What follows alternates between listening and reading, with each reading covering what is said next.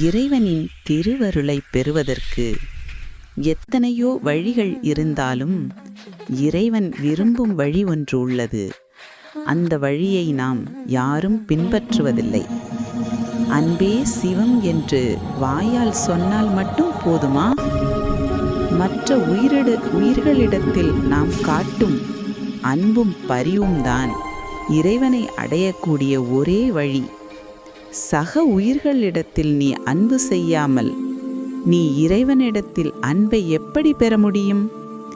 இறைவனின் திருவருளை பெறுவதற்கு எத்தனையோ வழிகள் இருந்தாலும் இறைவன் விரும்பும் வழி ஒன்று உள்ளது. எல்லா வேதங்களிலும் எல்லா சமய நூல்களிலும் சொல்லப்படும் ஒரே வார்த்தை அன்பே கடவுள், கருணையே கடவுள் என்றுதான் சொல்கின்றோம். பிறருக்கு தீங்கு செய்துவிட்டு இறைவனை நாம் வழிபடுவதால் எந்த பயனும் ஏற்படுவதில்லை. இறைவன் எல்லாவற்றிற்கும் ஒரு கால கணக்கு வைத்திருக்கிறான். அந்த கணக்கு பிரகாரமே அவன் கணக்கை தீர்ப்பான். நீங்கள் ஏன் அந்த கணக்கை தீர்க்க நினைக்கிறீர்கள்? உங்களுடைய செயல்களை நல்ல வழியில் செலவு செய்யுங்கள். நடக்க வேண்டியவை நல்லதாகவே நடக்கும். பிறரை பற்றி நாம் கவலைப்பட வேண்டிய அவசியமில்லை. அது அவர்களின் பொறுப்பு. இறைவனை அடைவதற்கான வழியை தேடும்போது மற்றவற்றை பற்றி நாம் கவலைப்பட அவசியமில்லை.